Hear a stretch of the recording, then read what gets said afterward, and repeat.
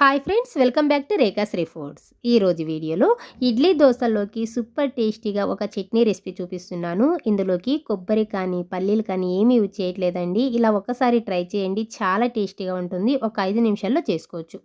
దీనికోసం ముందుగా స్టవ్ మీద ఒక ప్యాన్ పెట్టుకుని అందులోకి ఒక స్పూన్ ఆయిల్ వేసుకోవాలి. ఆయిల్ హీట్ అయిన తర్వాత తరిగిన ఉల్లిపాయలు పెద్ద సైజు ఒక 2 వేసుకున్నాను.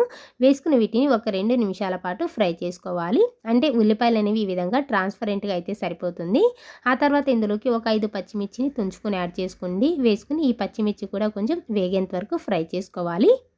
ఈ పచ్చిమిర్చి కూడా వేగిన తర్వాత ఇప్పుడు ఇందులోకి ఒక అరకప్పు వరకు పుట్నాల పప్పు వేసుకుంటున్నాను. నెక్స్ట్ ఇందులోని ఒక 3 లేదా 4 వెల్లుల్లి రిబ్బలు యాడ్ చేసుకుని 1 నిమిషం పాటు ఫ్రై చేసుకోవాలి. అంటే పుట్నాల పప్పు అనేది కొంచెం లైట్గా కలర్ చేంజ్ అయితే సరిపోతుంది. ఇవి పచ్చిగానే చేసేసుకోవచ్చు చట్నీని. ఇప్పుడు సమ్మర్ కాబట్టి త్వరగా పాడయ్యే ఛాన్సెస్ ఉంటుంది. అందుకని ఇలా వేయించి చేసామనుకోండి, లంచ్ బాక్స్లోకి పెట్టించినా కూడా ఫ్రెష్గానే ఉంటుంది చట్నీ. సో ఈ విధంగా వేగిన తర్వాత ఇప్పుడు స్టవ్ ఆఫ్ చేసేసి వీటిని పూర్తిగా చల్లారనివ్వాలి. చల్లారిన తర్వాత ఒక మిక్సీ జార్లో తీసుకుంటున్నాను. ఆ తర్వాత ఇందులోకి రుచికి సరిపడా ఉప్పు, కొద్దిగా చింతపండు వేసుకుని వాటర్ ఏం వేయకుండా ఈ విధంగా కోర్స్గా గ్రైండ్ చేసుకోవాలి. ఇలా గ్రైండ్ చేసుకున్న తర్వాత ఇప్పుడు వాటర్ని యాడ్ చేసుకోండి. యాడ్ చేసుకున్న తర్వాత ఆన్ ఆఫ్ చేసుకుంటూ ఈ విధంగా చట్నీ రెడీ చేసుకోవాలి. ఇలా ఆన్ ఆఫ్ చేసుకుంటూ గ్రైండ్ చేసుకోవడం వల్ల అచ్చంగా రోట్లో నూరినట్టుగానే వస్తుంది, కొంచెం బరకగా. లాస్ట్లో కొంచెం కొత్తిమీర వేసుకుని జస్ట్ ఒక 2 పల్స్ ఇచ్చారనుకోండి, చట్నీ అనేది ఈ విధంగా రెడీ అవుతుంది. యాజ్ ఇట్ ఈస్ రోట్లో నూరినట్టుగానే వస్తుందండి. చూస్తేనే తెలుస్తుంది కదా ఎంత బాగుందనేది. ఇప్పుడు ఇందులోకి అదే మిక్సీ జార్లోకి కొద్దిగా వాటర్ని యాడ్ చేసుకొని వేసుకుంటున్నాను. దోశల్లోకి అయితే చట్నీని కొంచెం చిక్కగా చేసుకోండి, ఇడ్లీలోకి అయితే పల్చగా చేసుకోండి, అప్పుడే బాగుంటుంది.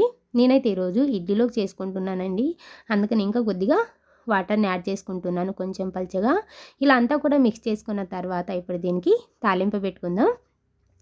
స్టవ్ మీద ఒక పోపు గిన్నె పెట్టుకుని అందులోకి ఒక స్పూన్ ఆయిల్ వేసుకోవాలి.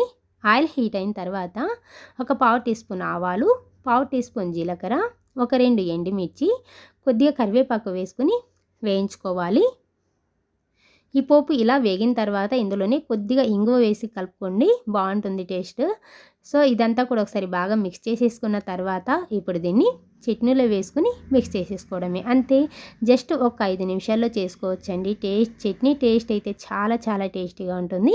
ఈ రెసిపీ నచ్చితే మాత్రం లైక్ చేసి అలాగే సబ్స్క్రైబ్ చేసుకోవడం మాత్రం అస్సలు మర్చిపోకండి. Thank you.